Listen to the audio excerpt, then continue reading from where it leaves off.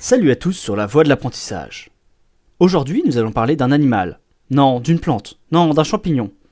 Non, aujourd'hui, nous allons parler d'une cellule. Le blob. Historique et découverte. Le blob, également connu sous le nom scientifique de Physarum polycéphalum, est un organisme unicellulaire qui a fait son apparition sur Terre il y a environ 1 million d'années. Cependant, sa découverte par les humains est assez récente. En 1973, une habitante de Dallas, au Texas, nommée Mary Harris, a fait une découverte surprenante dans son jardin. Elle a remarqué une substance étrange, mousseuse et jaune pâle, ressemblant à une petite omelette. Intriguée, elle a d'abord pensé qu'il s'agissait d'un champignon, mais elle a vite réalisé que cette chose continuait de croître de manière inexplicable. En quelques semaines, l'organisme avait atteint une taille impressionnante, couvrant une grande partie de son jardin. Mary Harris a tenté diverses méthodes pour s'en débarrasser, mais rien ne semblait fonctionner. L'organisme résistait à l'eau à haute pression et même aux coups de fusil. Cela a suscité encore plus de curiosité et d'inquiétude.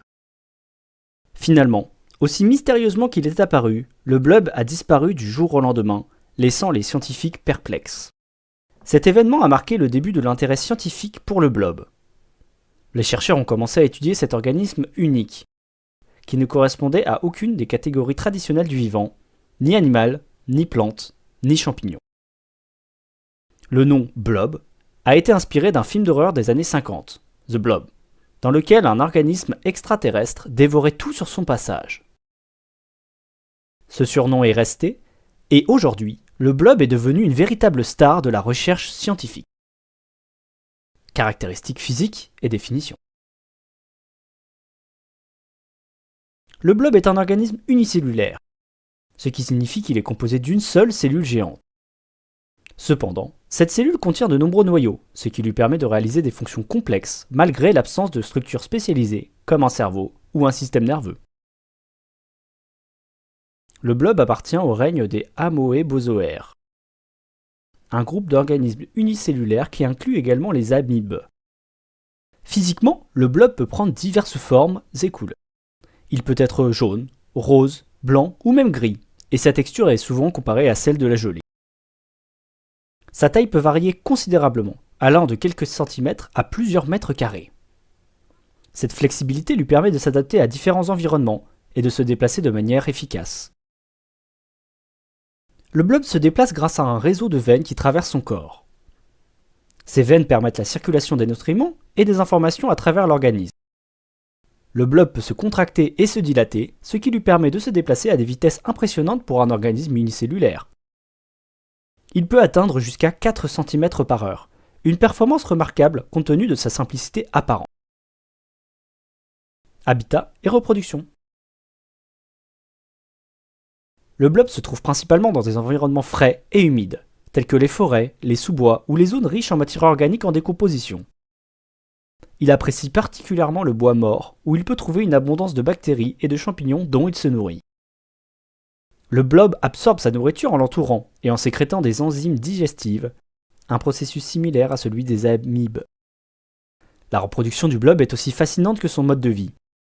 Il peut se reproduire de manière asexuée, par fragmentation. Lorsqu'un blob atteint une certaine taille, il peut se diviser en plusieurs morceaux, chacun devenant un nouvel individu capable de se développer indépendamment. Cette méthode de reproduction permet au blob de coloniser rapidement de nouveaux environnements et de s'adapter à ces conditions changeantes.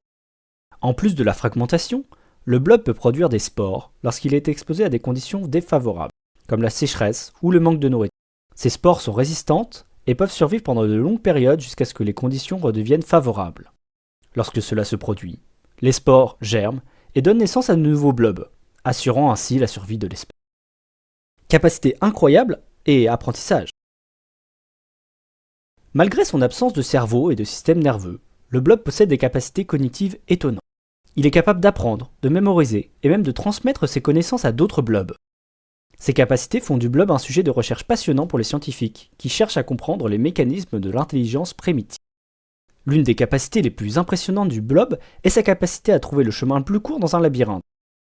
Lorsqu'il est placé dans un labyrinthe avec de la nourriture à chaque extrémité, le blob explore les différentes voies et finit par se concentrer sur le chemin le plus court. Cette capacité à optimiser les réseaux est utilisée par les chercheurs pour étudier des problèmes complexes de transport et de logistique. Le blob est également capable d'anticiper des événements récurrents. Des expériences ont montré que lorsqu'il est exposé à des stimuli réguliers, comme des variations de température ou de lumière, le blob peut apprendre à anticiper ces changements et à s'y adapter. Cette forme d'apprentissage est particulièrement surprenante pour un organisme unicellulaire et elle ouvre de nouvelles perspectives sur la nature de l'intelligence. En plus de ses capacités d'apprentissage, le blob peut transmettre ses connaissances à d'autres blobs par fusion. Lorsque deux blobs entrent en contact, ils peuvent fusionner et échanger des informations. Ce processus permet aux blobs de partager leurs expériences et d'apprendre les uns des autres, ce qui renforce leur capacité à survivre et à s'adapter à leur environnement. Études scientifiques sur le blob. Le blob est devenu un sujet de recherche fascinant pour les scientifiques du monde entier. De nouvelles études ont été menées pour explorer ses capacités uniques et comprendre les mécanismes qui les sous-tendent. L'une des applications les plus prometteuses du blob concerne l'optimisation des réseaux. Les chercheurs utilisent les capacités du blob à trouver des chemins les plus courts pour optimiser les réseaux de transport, de communication et même les circuits électroniques. Le blob a également été utilisé dans des expériences spatiales. En 2021, des blobs ont été envoyés à bord de la Station spatiale internationale dans le cadre d'une mission dirigée par l'astronaute français Thomas Pesquet. L'objectif de cette mission était d'étudier le comportement du blob en microgravité et de voir comment il s'adapte à cet environnement extrême. Les résultats de ces expériences pourraient fournir des informations précieuses sur la manière dont les organismes vivants peuvent survivre et s'adapter dans l'espace. J'espère que cette vidéo sur le blob vous a plu. Si c'est le cas, n'hésitez pas à liker et à vous abonner. À bientôt.